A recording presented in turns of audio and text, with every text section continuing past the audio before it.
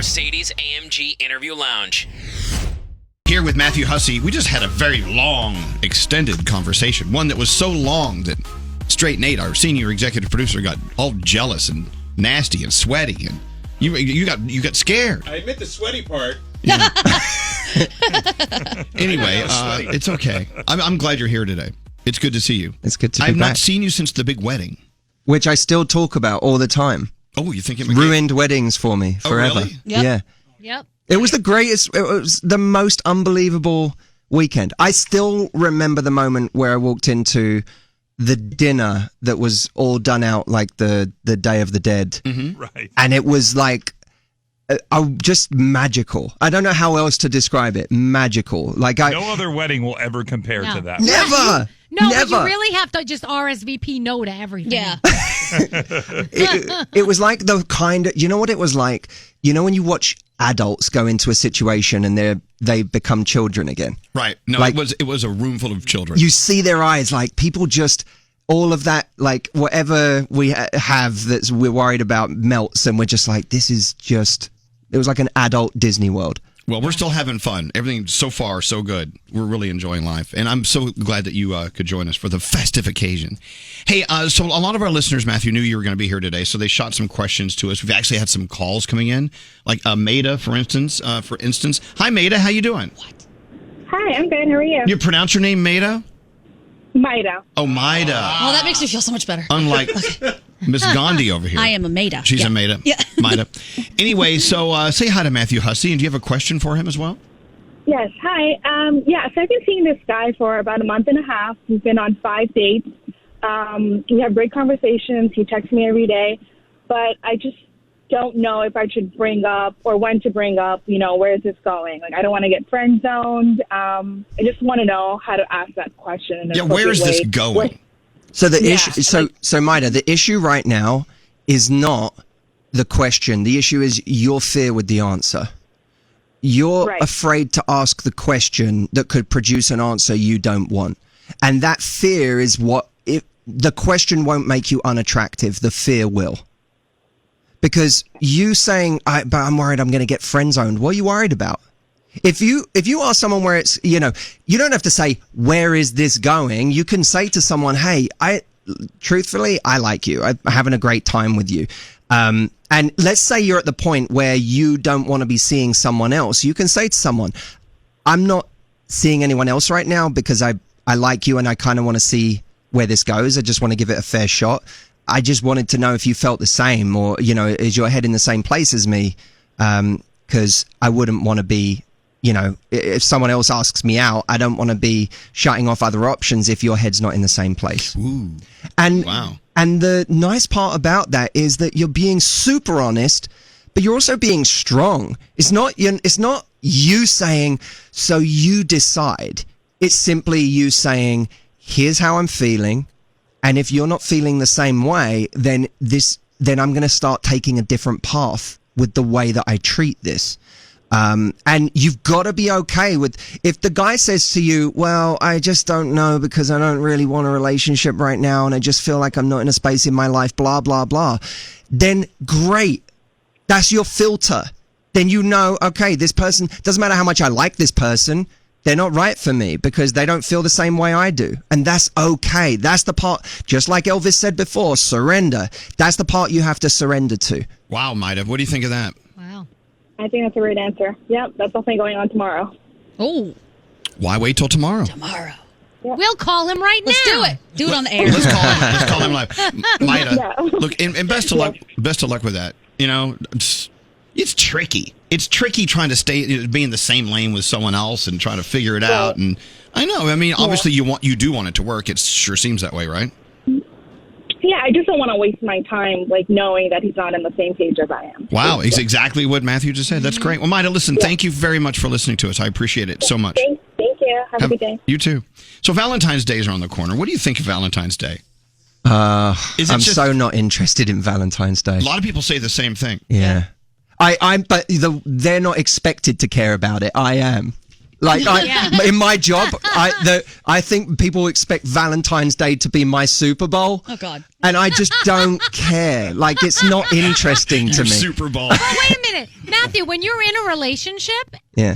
and you're not into it, does your partner think that that's like crappy? Well, no. Okay, let me make a distinction. Yeah. I, as someone who takes coaching people and helping people really, really seriously, do not care about Valentine's Day in that context. In a relationship, I think that Valentine's Day can be a wonderful opportunity to just do something different. Use it as an excuse. Look, that's what every occasion is. It's just an excuse.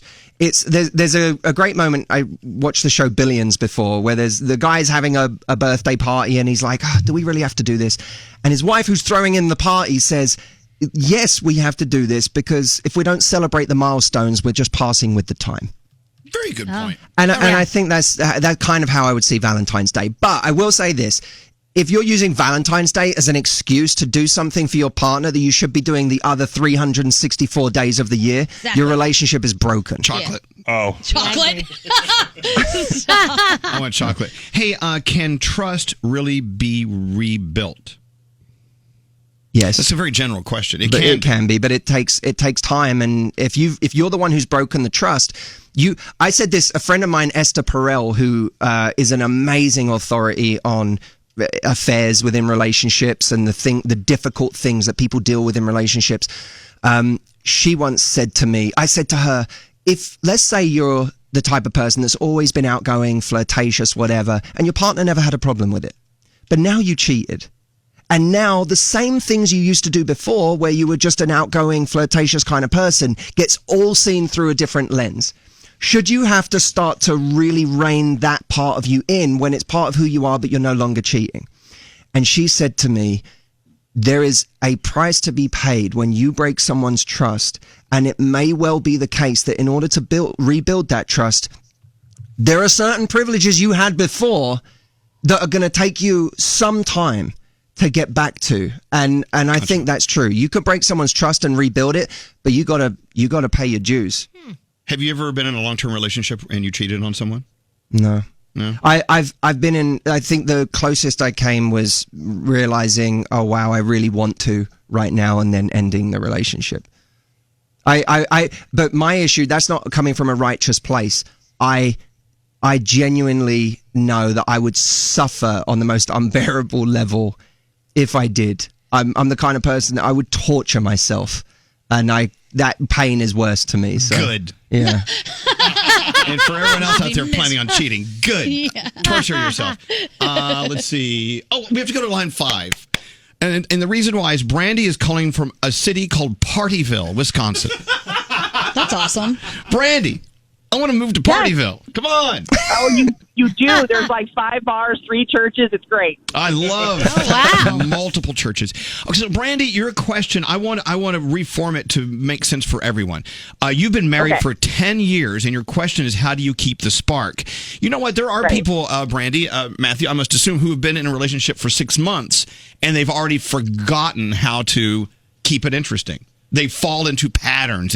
They fall into it's the same thing. Yeah. And they forget about that excitement, that the butterflies in the stomach when you first meet. God, that was 10 years ago for you, Brandy, right? Yes, it was. You know, and I don't want to throw my husband under the bus. He's an awesome person, great guy. He's just not romantic. You know, He doesn't have that surprise me on Valentine's Day or any other day. I mean, you know, he'll do little cute things, like he'll start my car. Those things are great. I love them. But, you know, like that, I don't know. I mean, maybe I'm asking for something I don't want. I don't know. But, you know, how do I make him say, hey, baby, what's up, after 10 years? Well, I think you answered your own question. When a bus is on the way, throw him right under it. Near-death experiences wake people up. Short of that, though, I mean, how does one remind themselves to go home and put extra oomph into the relationship? Well, so, of course, what you're hoping for is that he'll surprise you, right? Which you can influence, but is kind of out of your control, to make someone do something, especially if it's not a habit for them to do that. I would say surprise him.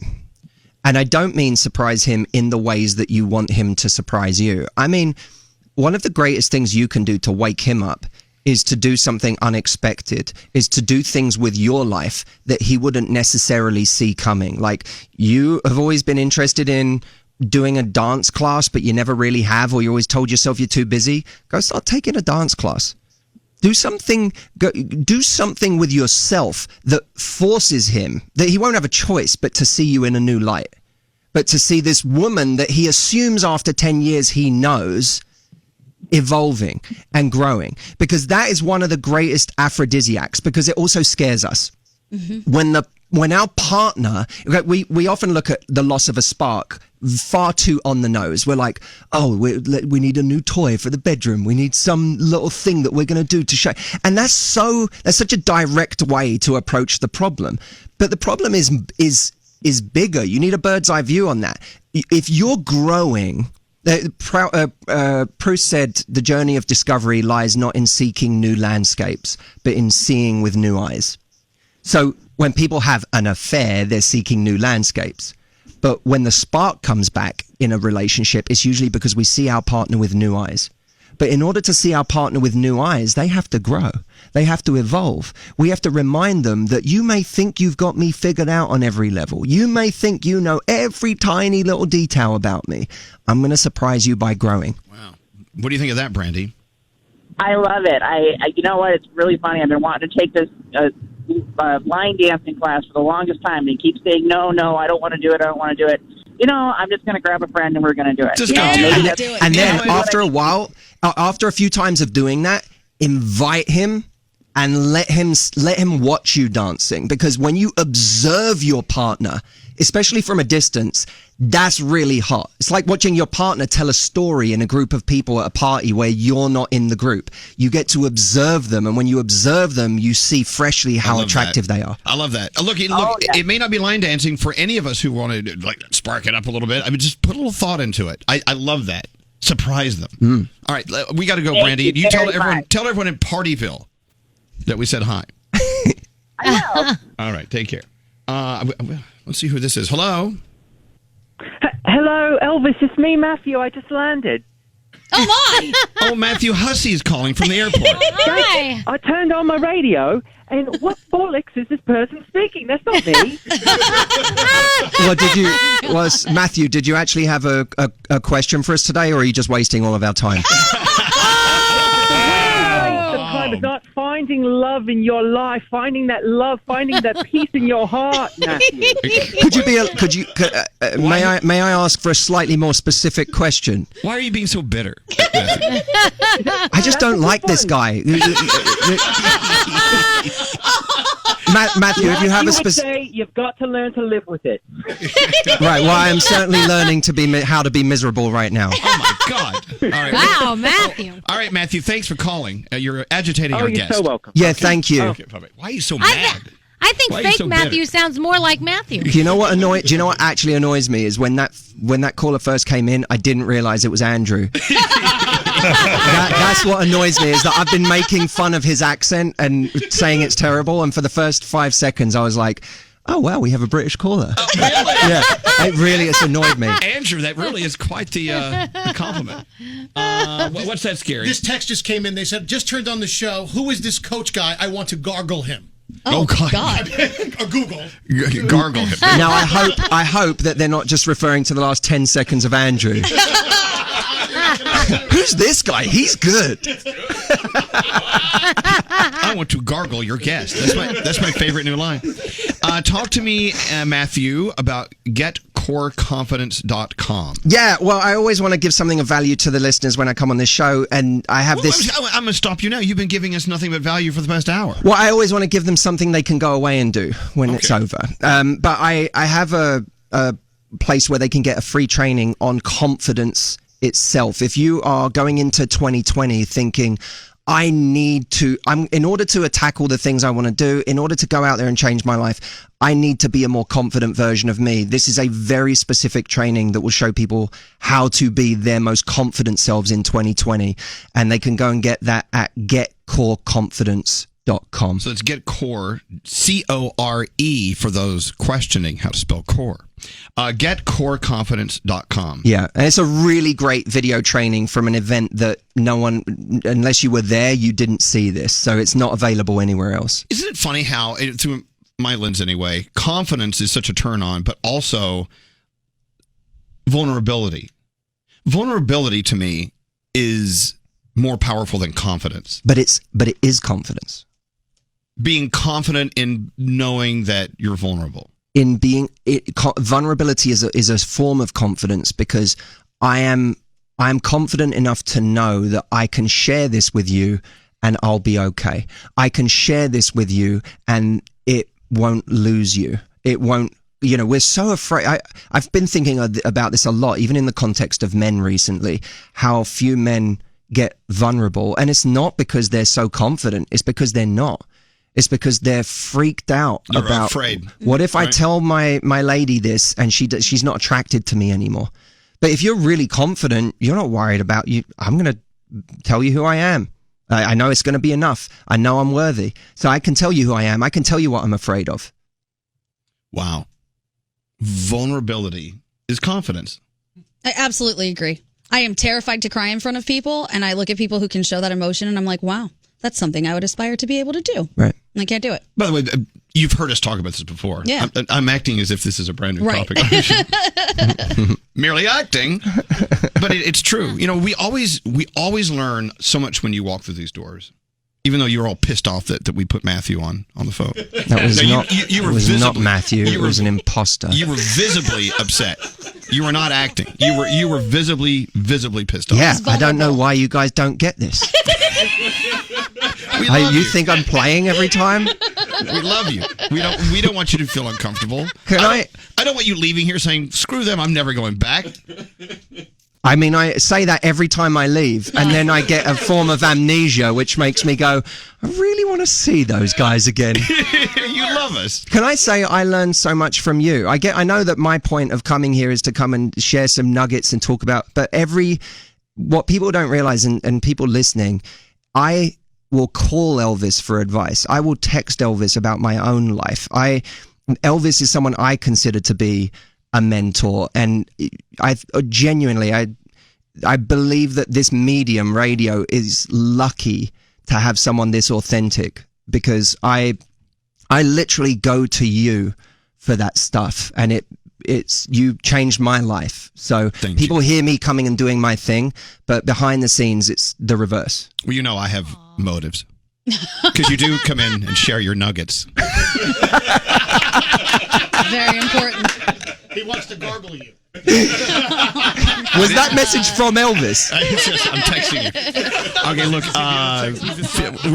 we're going to post this in case you can't remember. It's getcoreconfidence.com. We've learned a lot today, Matthew. Where are you going next? What are you doing? Where am I going?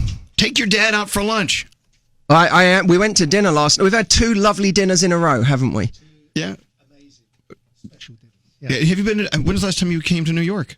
I haven't been to New York for some time. We kind of had a month in London, and we have connected in LA, and so we kind of. I don't think we've been to New York together since last Christmas. Do you know what? 2018. That same guy, Jesse Itzler, he said whenever he's with his parents, he has a phrase where he says, "Be where your feet are." Wherever you're at right now, wherever your feet are, be there, because those moments are so important. And I really have made a point of, those moments with my dad. I mean, he lives in London. I live here in America. I really make a point these days to be where my feet are when we're together, to be in that moment and to be with him and to really make the most of that. And we're really good at that. Made an extra effort. Yeah. It's really cool. It's been great. That's great. Yeah. Tons of great advice. All right, we got to get out of here. All right. Matthew Hussey, of course, at getcoreconfidence.com, and just do a search for Matthew Hussey. All things Matthew Hussey at MatthewHussey.com. howtogettheguy.com if they want love advice, and getcoreconfidence.com if they want general advice for everything else. All right. People are saying that this has been a wonderful learning experience with Matthew, but they want us to get back to telling fart jokes, I guess. So we're going to do that. Cool. Coming up, some of your favorite fart jokes. We'll be back after this. Thank you, Matthew.